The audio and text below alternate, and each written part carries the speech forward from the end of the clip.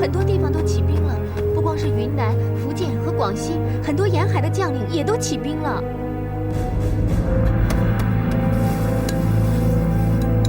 想不到，滚大人和冰月哥哥，还有孔公主，都反了。他们也是迫不得已呀。我现在想的不是他们，老佛爷，我担心的是皇上。老佛爷不用担心，皇上运筹帷幄，很有信心打赢这一仗。皇上太自信了，这一仗应该说比大清入关的时候还难打。皇上还嫩，就算他聪明决定，也难免不发生失误。若稍有差池的话，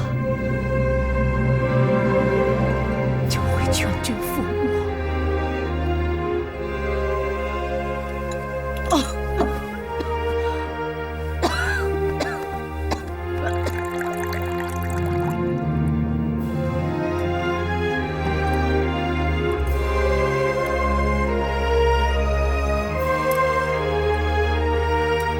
皇上今晚的胃口不错呀。菜香吗？皇上蛮有自信，这是好事。可是，老佛爷曾说过：“筹之以二，防于未焉。”现在京津之兵倾巢而出，如果有什么问题的话，不会有什么问题。这仗我准备了4年多，应该不会有什么差池。而且我们是义士，战伐因生罪，驱驰为息兵。好。君明则将贤，将贤则兵胜。臣妾也就不多说了，我就此敬皇上一杯，祝皇上马到成功。好。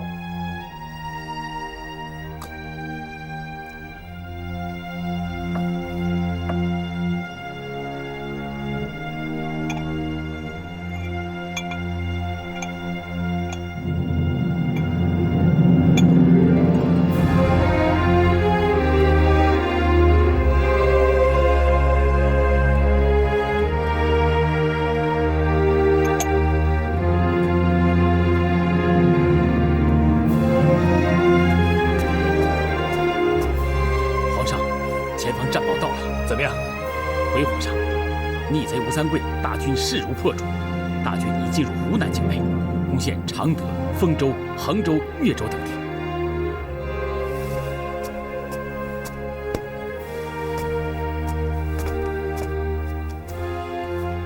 回皇上，宁南进寇大将军勒尔锦领兵不前，真是混账！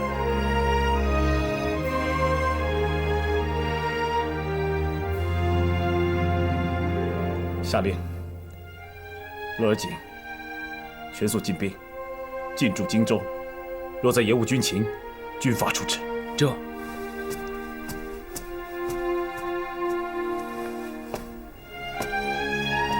皇上，战事只是刚开始，胜负未定。没错，此仗必胜，不能自乱阵脚。为什么败得如此之快呀？八旗将领久未上阵，见吴三桂就怕了，所以不敢出战，导致贻误战机呀。唉，八旗将士们入关30多年，国已成衰败之势，不如当年悍勇啊！唉，此话安王说过，当年鳌拜也说过。没想到败得这么快呀！那状况怎么样？啊，守城将士大约3000余人。皇上，战事怎么样？回皇上，长沙副将黄子清献城投降。什么？此外，四川巡抚罗森、提督郑角林投降吴三桂，陕西提督王辅臣也响应吴贼起兵谋反，2省失守。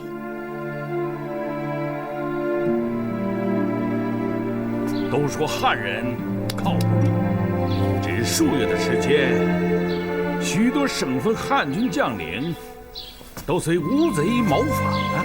关键是这些年，很多官职升迁，各省的悍将都受吴三桂提拔之恩，我们不能制敌于先，反而让吴三桂旗开得胜。这皇上也太小看吴三桂了。真是。皇上，皇上，战况怎么样？回皇上，贵土司苗夷各族兵数万，纷纷起兵谋反，我军节节败退，前线告急。什么？怎么会这样？你先下去吧。这。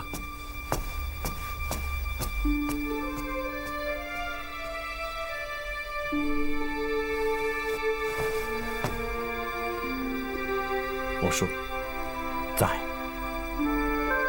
你上前线督战吧。这。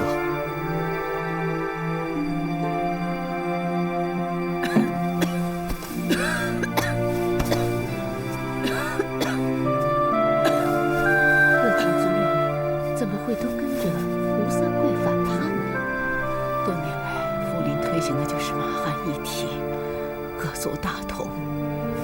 可是，一直受到满臣们的阻挠，收效不大。想不到报遇今天了。老佛爷别担心，战事才刚开始数月，我们只是一时失利，不久一定会反败为胜的。没错，这只是个开始而已。对呀，我只怕借机而动的人陆续而来呀。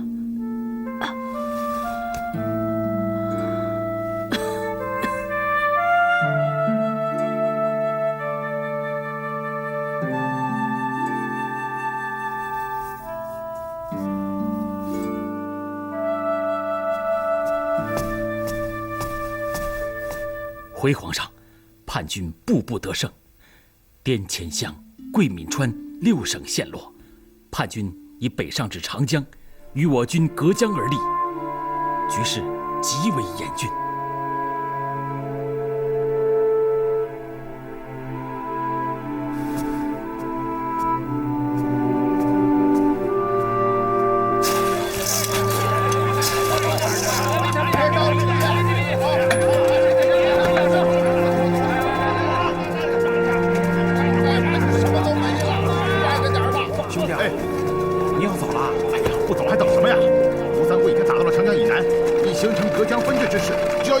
京城就要沦陷了，朝廷有办法吗？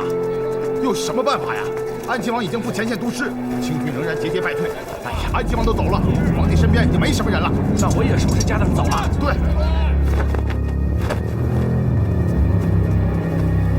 吾皇万岁！万岁！万万岁！起来吧。谢皇上。前线军情告急。各位臣工有什么想法？启奏皇上，前线将领已屡屡要求增兵，但京城8旗精兵已倾巢而出，无兵可派，请皇上定夺。启禀皇上，臣建议加赋征兵。不行，朕说过多少次了，永不加赋，永不加赋。况且，朕答应过百姓，战前绝不扰民。可是现在形势已经十分险峻，要重新定夺呀。其他臣工呢？有什么想法？启禀皇上，京城百姓已乱作一团，走的走，屯粮的屯粮。他们说，这市井已成废井，这街市已成废市。如果朝廷再没有安抚良策，只怕叛军未至，这京城已变为一座废城，望皇上定夺。启禀皇上，为安社稷百姓之心，不如朝廷暂且北迁，以避锋芒啊！皇上，此事万万不可！皇上，魏大人说的极是，迁都只会令军心大乱，民心大乱呐！启奏皇上，臣建议干脆收回撤藩之令，以安抚三藩。皇上，朝令夕改，绝对不可。没错，皇上，此时撤令，如果吴三桂不同意，我军的士气丧失殆尽，将必败无疑。你们这些汉臣就会反对，能拿出什么好办法吗？再怎么样也不能像你们说的那样去办。对呀，撤令上，好了，够了！这是让你们想办法，不是给谁添麻烦。熊大人到。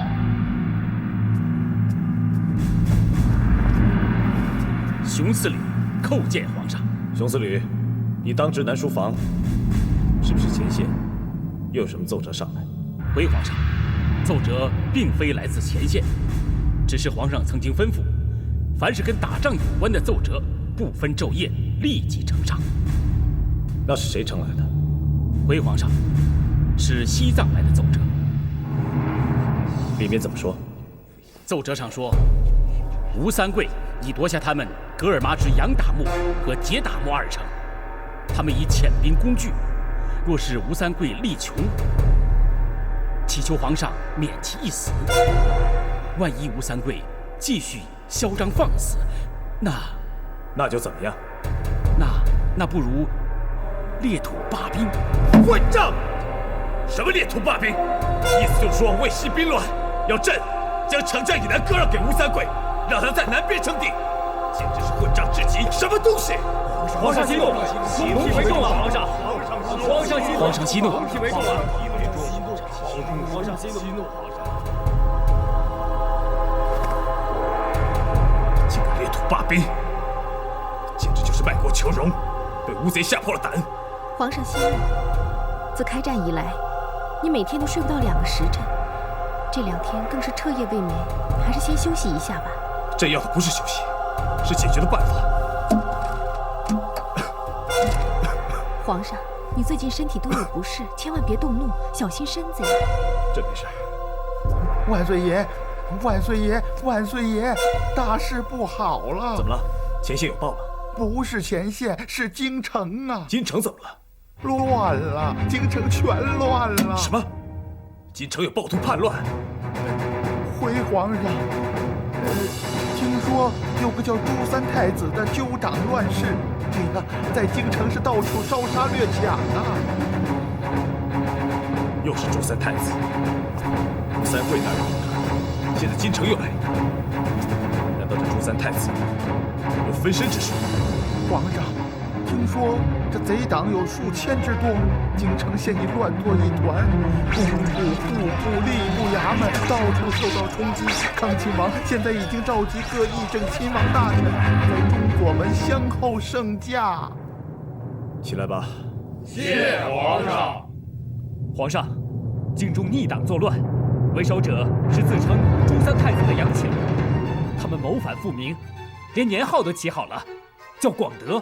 那就是说，外面的不是一群乌合之众，而是蓄谋已久的叛乱呐！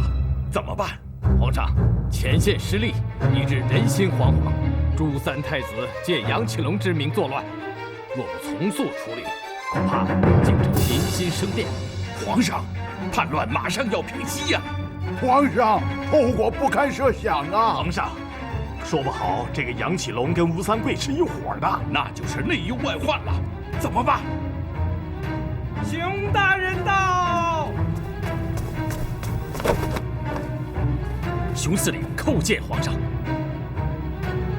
说吧，前线怎么了？回皇上，刚才南书房传来的消息，不是从前线送来的军讯，而是西北边关传来的600里加急。西北怎么了？回皇上，蒙古哈尔部亲王布尔尼趁吴三桂兴兵叛乱之际，在西北起兵，趁虚而入，前锋已直指张家口。过了张家口，蒙古军沿路再无党阻，很快便可到达京城啊。可是京畿已无将无兵，那该派谁去抗敌呢？哎呀，南北夹击，京城又起乱，我们该怎么办呢？也许当初根本不敢贸然撤藩。说得对，如果当初不撤藩的话，就不会弄到今天这步田地。公王，现在说这些也没有用，我们应该再想想有什么办法解决才是啊。索额图，你说的轻巧，朝廷务兵内忧外患，还有什么办法？你说说。是啊，你倒是说说呀！几位王爷，几位王爷，稍安勿躁。说呀！稍安勿躁，办法总会有的嘛。够了！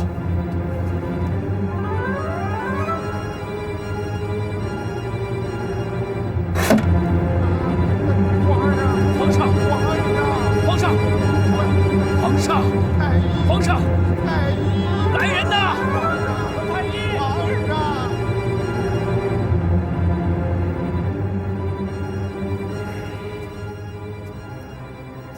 哎呀，这可怎么办呢？皇上的身子很虚弱啊！你去说说，你们去说吧。你去说，你去说。我实在是，娘娘。过去说。这。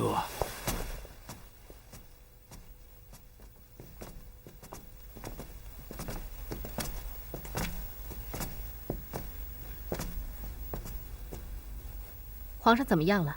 皇上为国事过度操劳，以致肝脾血虚、心气亏虚、阴肾不足，肝阳化风，五内失调啊！好了好了，我只要知道，皇上的病到底严不严重，要什么时候才能治好？皇上鸿福齐天，只需静心休养。据实说来，这回娘娘用药调理并不难，只是皇上过度忧虑，脾土纠结，就如烧开的水，把锅子盖住，里边的水气泄不出来，阴阳不通，长此下去就会锅破水溅呐。皇上若能抛去忧虑，就如同打开盖子，阴阳自通，病便可不药而愈。下去开方吧。这。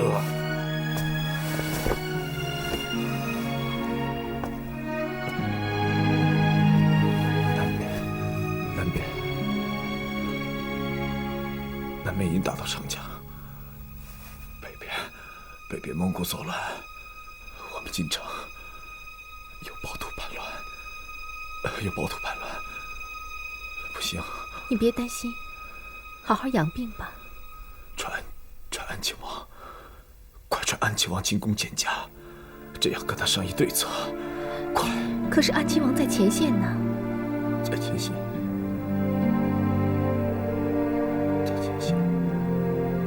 索额图吗？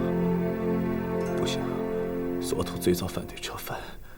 明珠太嫩了，不足以服众。对，熊司令，他有文采，但他不懂打仗。好了，别想那么多了。不行，让朕去，朕要去。皇上躺下，皇上。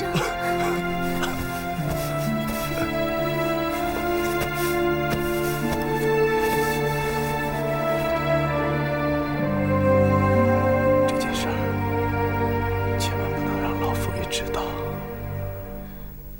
老佛爷有病在身，千万别让他知道。我知道了，你好好养病吧。等病好了再说。这样御驾亲征，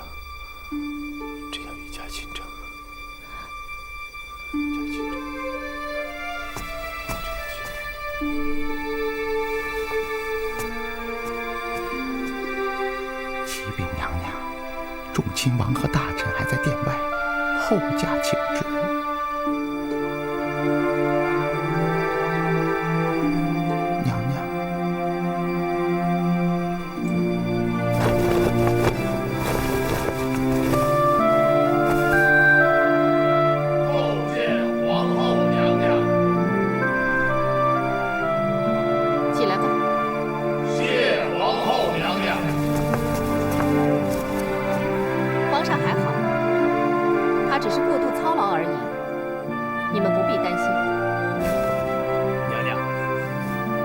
现在南北均有战事，京城又有暴民叛乱，每一处形势都十分危急，我们要向皇上请旨处理。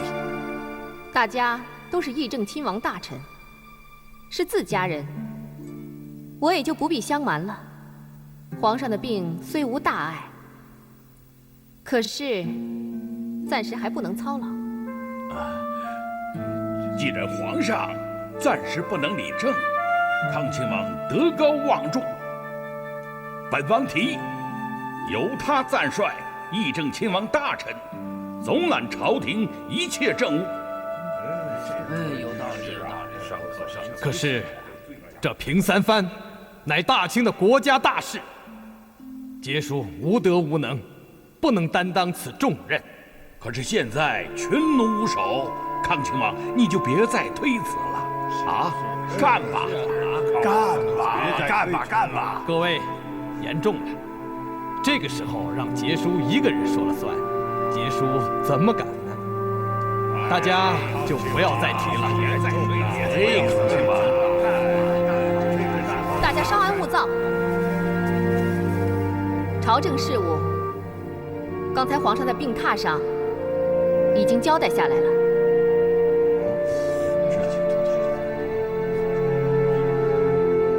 索额图，在。京城叛乱，命九门提督马上率兵平乱，暴民不重罚，尽快擒住煽动叛乱的杨启龙。人无头不走，鸟无头不飞，没有了揭竿头领，暴民自会瓦解，乱世也自会平息。这，熊次吕，臣在。你代皇上拟旨，命前线安王扼守长江天堑，一个逆贼过江杀一个，两个逆贼过江杀一双。长江就是南边的长城，绝不能失。同时，还要确保前线军需粮草不缺。皇上说了，前线需要什么，他就给什么。前线没建，就砍掉御花园里的大树，用来造舰；前线没弓，就拆掉后宫的桌子、椅子，用来造弓。将士靴子破了，他就把自己的靴子脱下来给将士穿。总之，绝不能亏待一心为国抗敌的将士。所以，大家一定要同仇敌忾，上下一心，打胜这一仗。关于西北，还得重详计议。今天就到这儿，大家先回去想想办法，我们明天再议。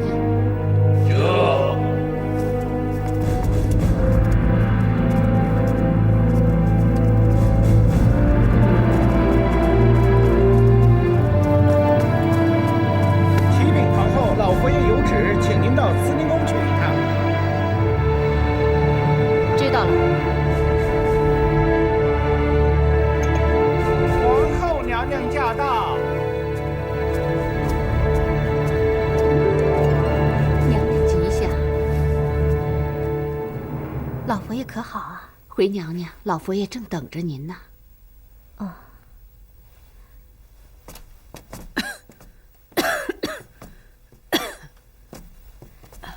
老佛爷吉祥啊！过来坐吧。是。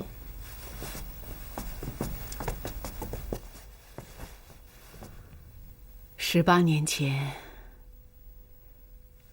郑成功攻占江宁，先帝乱了方寸，要退守辽东，幸好是我及时制止，我大清才得以安稳。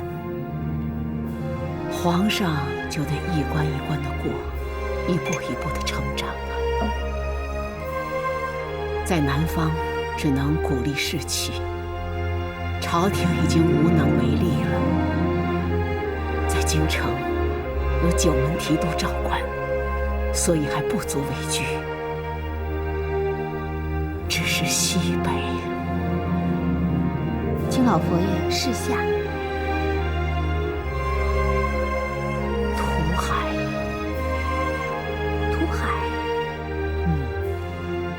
涂海是名老将，已经卸甲多年了。已经卸甲的老将？涂海用兵一骑出名，现在我们8旗的将领都已进遣南征，朝中已经无人领兵了，所以我们不得不去依靠这些老将了。涂海不仅是一名悍将，他还是一名福将。当年许多场战事，他都因得天使之助而胜。他是一名福将，事到如今，我们除了去依赖老将，只好再依赖老天的祝福。我们已经无能为力了。老佛爷，老佛爷，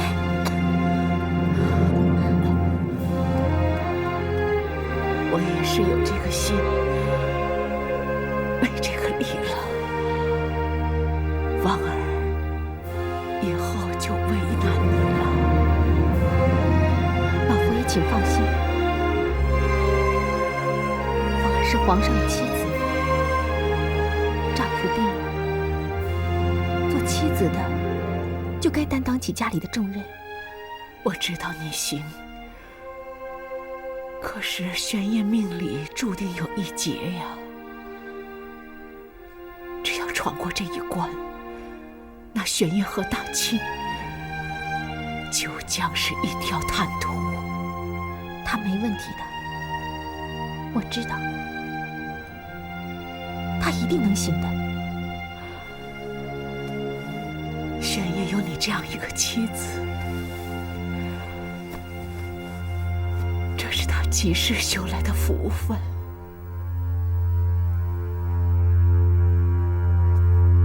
老爷回来了，老爷。哎呦，老爷你可回来了！老爷你可回来了！大乱了，大乱了！京城大乱了！哼，你慌什么？哎呀，老爷，那些暴民们到处放火杀人，听说他们还冲进了几个大臣的家里，大乱了，大乱了呀！怎么办呢？这外面再乱，乱过朝廷。怎么了？皇上今晨吐血了，恐怕这会儿已经下不了床了。皇上病了，那该怎么办呢？现在南方吃紧，京城又这么乱，怎么办呢？对了，安亲王不在，现在朝中属你位尊德高，是不是该你掌管朝政了？我才不去趟这道浑水呢。为什么？你想啊，如果我平了乱子，功劳自然会记在皇上头上；如果我平不了，这过错可就得由我背着。你还想着那半张遗诏呢？你这个皇帝梦到什么时候才能醒过来呀？现在是国难当头，是该你站出来平乱的时候了。妇人之见。好，好，好，我是妇人之见。你不为国，那也得为家吧？现在很多大臣都把自己的家眷送到盛京避乱去了，你也安排我们走吧？啊？不行。为什么？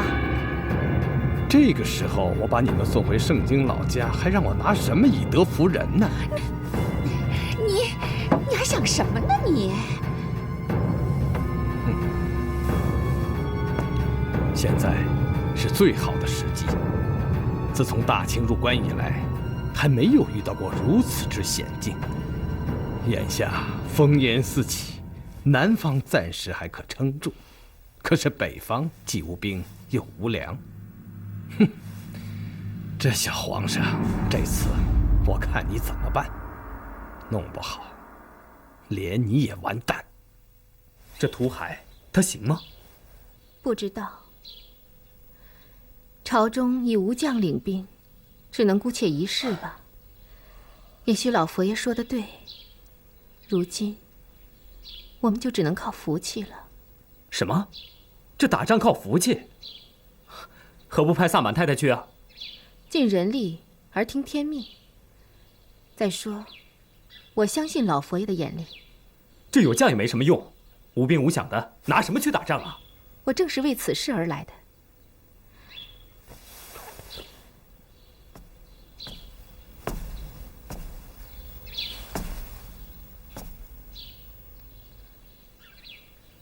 叔叔，啊，家里能动的银两还有多少？大概有8万两左右。芳儿想借来一用。你不会是想拿来用作军饷吧？对。哎呀，即便是我不在乎，全都拿出来了，也起不了多大作用。你知道打一场仗要花多少银两吗？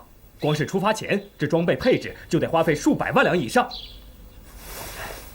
这大军倾巢出动，每天的花费如江河倾泻，8万两银，杯水车薪而已啊！管不了了，杯水车薪，总比连一杯水也没有的好。哎呀，你懂什么呀？一个女人家。我的私房钱有1万多，你先拿去吧。奶奶，就算不是国家所需，小孙女回娘家拿点家用，难道奶奶还能不给吗？谢谢奶奶，让你受苦了，孩子。哎，好了，这8万两，就算索家捐给国家用吧。反正这国破家自亡，留下来也没什么用了。这银两，索家不能捐。你到底什么意思啊？一时说要，一时又说不要。不是不要，只是这银两不由索家去捐。老爷，咖喱嘎大人过府相访，现在大厅等候。又是他。这人是谁呀？哦，是朝中一个4品的小官儿。他爱趋炎附势，阿谀奉承，到处攀交情，谁都瞧不起他。跟他说我没空见他，叫他回去吧。哥，哎，等一下。娘娘有什么吩咐？叔叔。啊？这人要见，大家越瞧不起就越好。皇后娘娘驾到！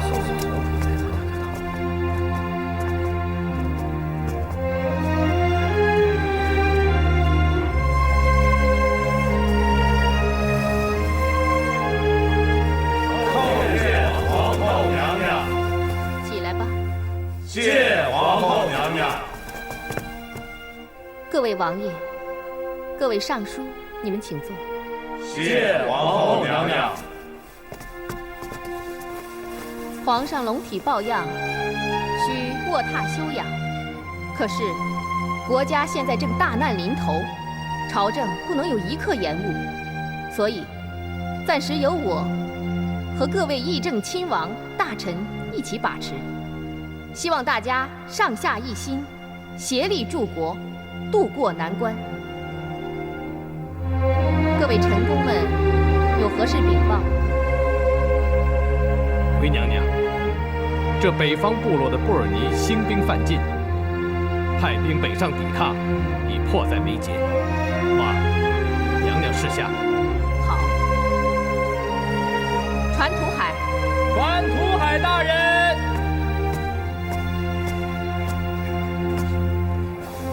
奴在土海叩见皇后娘娘。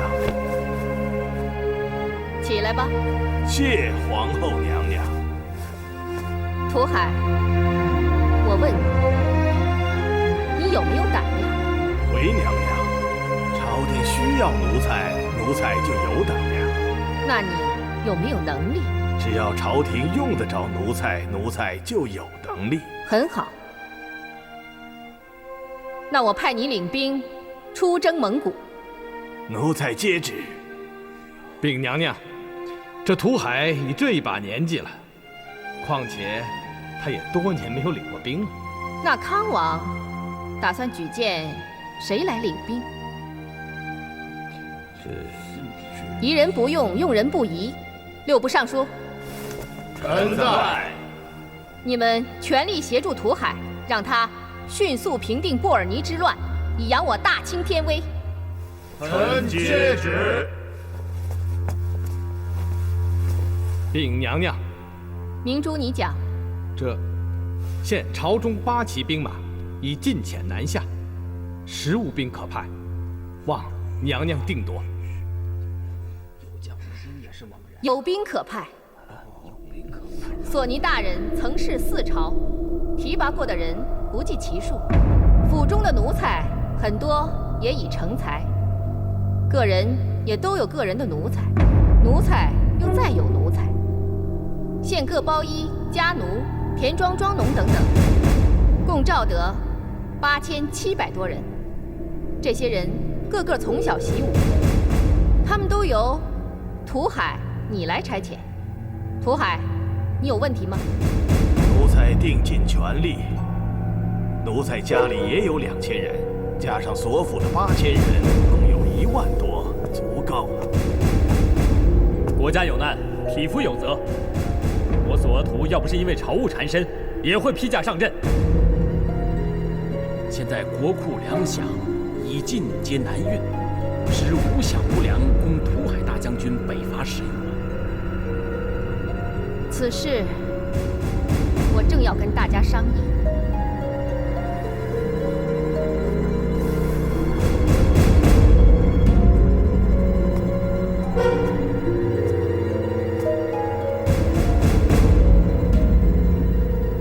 我想向各位臣工们借饷。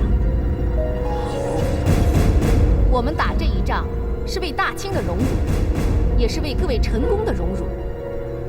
有兵无饷，太令人笑话了。所以，我想向大家借饷。待战事一了，大家所认借的，必定会加倍偿还。怎么样？大家认借多少？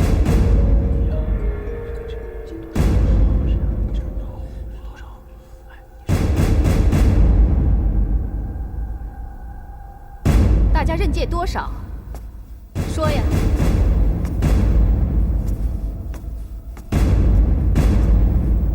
皇后娘娘吉祥。怎么了，苏麻拉姑？回娘娘，老佛爷听说娘娘要出兵蒙古，特拿出慈宁宫的公分银3万两，同时还要减各宫公分30%，以鼓励众将士。这怎么行？这3万两可是老佛爷的私房银。回娘娘，老佛爷说这是他对国家的一份心意。皇后娘娘，您就不必推辞了。好，你回复老佛爷，就说众将士绝不辜负他的期望。苏麻里，苏麻告退。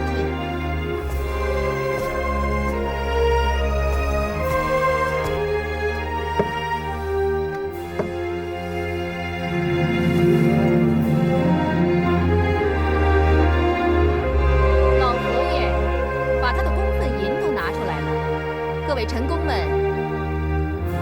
你们。愿任借3000两。好，熊次履乃是有名的清官，这3000两想必是你的所有了，值得嘉奖。谢娘娘。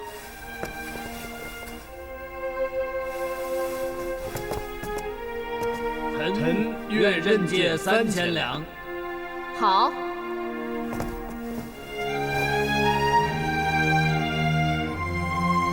恭亲王。你呢？臣也愿任借3000两。茉莉，你是大学士，你又任多少？回娘娘，臣也任借3000两。回娘娘，奴才愿任2000两。回娘娘，奴才愿任2000两。回娘娘，奴才愿任2000两。回娘娘，说起这任借呀，还真是难为众臣们了。多了不是，这任少了还更不是。每人任借2、3千两，能够干什么用的呀？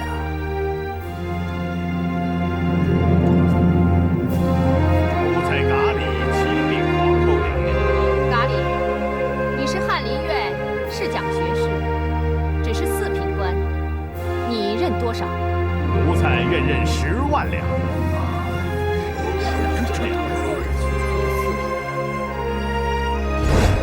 待会儿本官会给你10万两，明天早朝你就把它捐给朝廷。为什么呀？不要问，照办就是了。娘娘，现在正是为国家尽忠的时刻呀。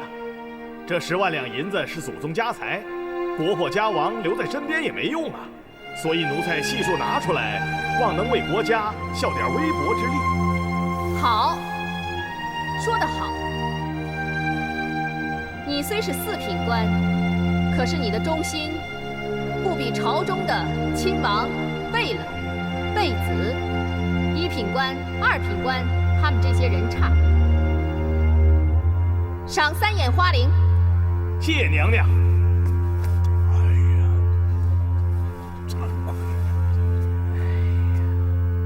回娘娘，娘娘为国为民，为臣子的，该不遗余力。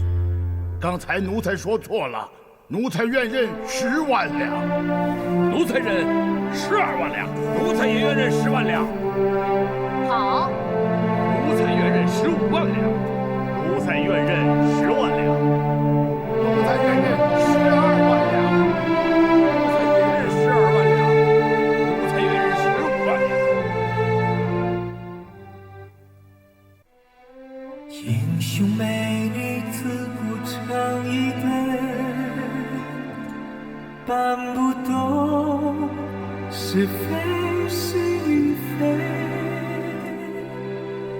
明月清风，长夜相随，谁想谁，谁又忘了谁？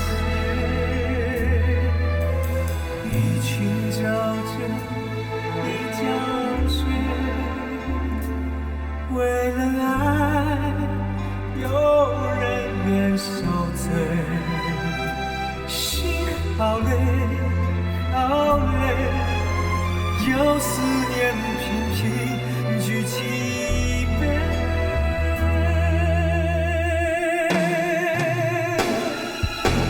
寒光中见玫瑰，醒了心有水，为一口气想到尾，永不后悔。每一个人全身崩溃，眼泪太可贵，明知道心要碎，也不后悔。寒光中见玫瑰，醒了心有水，为一口气想到尾，永不后悔。为一个人全身崩溃，眼泪太可贵，明知道心要碎，也不